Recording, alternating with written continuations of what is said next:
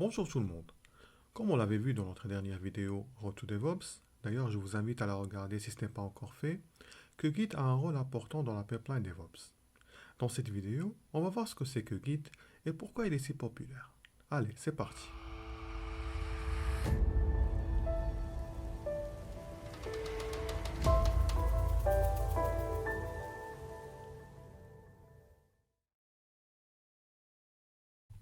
Avant de parler de Git, nous allons voir comment le versionning était géré avant.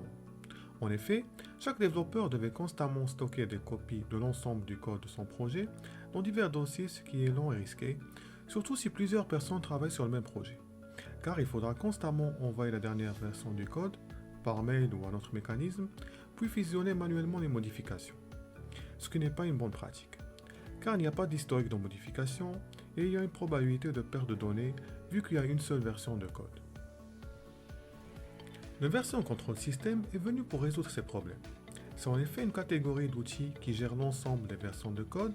Il permet aussi de garder un historique et un suivi détaillé, mais surtout il permet d'éviter les merges de code manuel.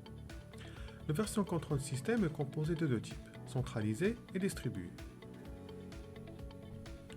Dans la version control system centralisé, tous les membres de l'équipe se connectent à un serveur central pour obtenir la dernière copie du code et pour partager leurs modifications avec les autres. Le problème de l'architecture centralisée, c'est la seule source de vérité, car si le serveur se déconnecte, nous ne pouvons plus collaborer ou enregistrer instantanément nos modifications et du coup, il faudra attendre que le serveur soit disponible à nouveau. Parmi les logiciels de version control system centralisé, on trouve Subversion et Team Foundation Server. Dans la version control system distribuée, nous n'avons pas les problèmes rencontrés avec le centralisé. En effet, chaque membre de l'équipe a une copie du projet avec son historique sur sa machine. Si le serveur est hors ligne, nous pouvons synchroniser notre travail directement avec les autres membres de l'équipe. Parmi les logiciels de version control system distribué, on trouve Mercurial et bien sûr, comme vous l'avez deviné, Git. Git est un système de contrôle de version open source.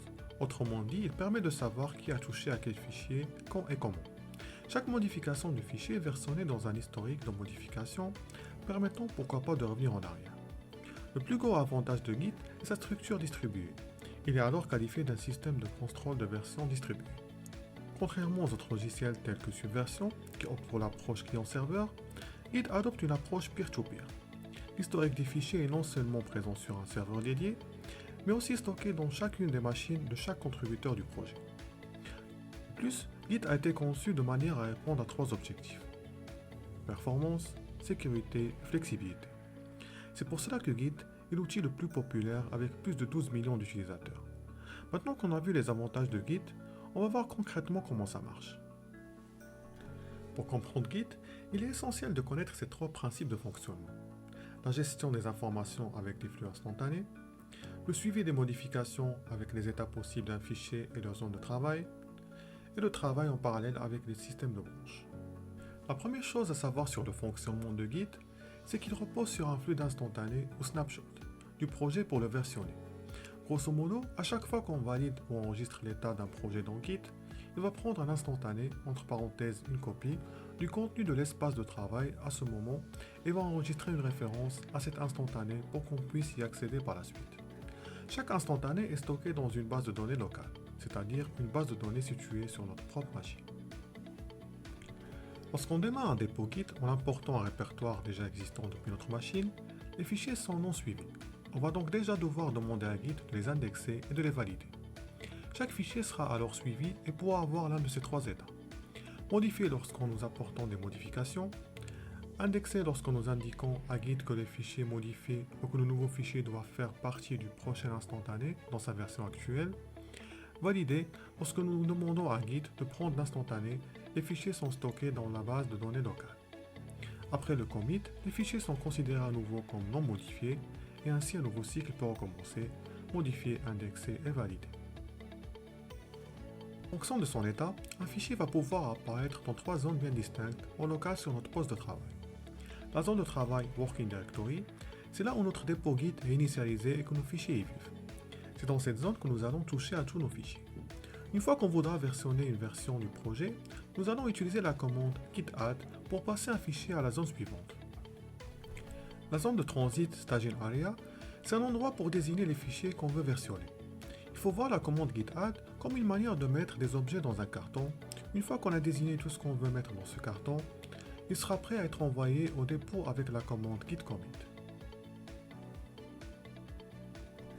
Le dépôt local, local repository. C'est là que les fameux instantanés du projet sont versionnés et stockés. Ce qui est important à comprendre, c'est qu'une référence de version est créée pour chaque commit qu'on fait. Chaque commit est donc une version unique du projet qui va vivre dans un dépôt et qu'on pourra consulter ou comparer par la suite. Et pour le moment, on est toujours sur le poste de travail. Une fois qu'on a validé les modifications, on pourra les partager en les poussant dans le dépôt distant via la commande git push. Dans le cas où vous souhaitez mettre votre dossier de travail local à jour, la commande git pull peut être utilisée.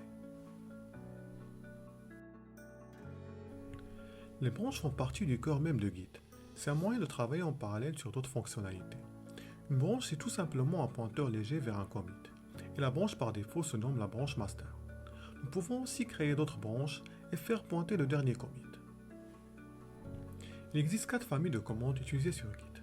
La création d'un référentiel avec la commande git init, les modifications avec les commandes add, commit et status, la synchronisation du référentiel avec les commandes push, pull and add origin, le développement en parallèle avec les commandes branch, merge et rebase. Pour conclure, Git est aujourd'hui un acteur majeur quasi incontournable et fortement apprécié dans un environnement CI/CD. De par sa capacité à gérer de multiples branches, des pull requests contrôlables avec des interfaces claires, d'être facile à lier à des gestionnaires d'intégration comme Jenkins et surtout de simplifier le flux de commits et de versions. Merci d'avoir regardé cette vidéo. Nous partageons régulièrement des vidéos dans ce format, donc n'hésitez pas à vous abonner et à partager avec vos amis. Et à bientôt dans une nouvelle vidéo.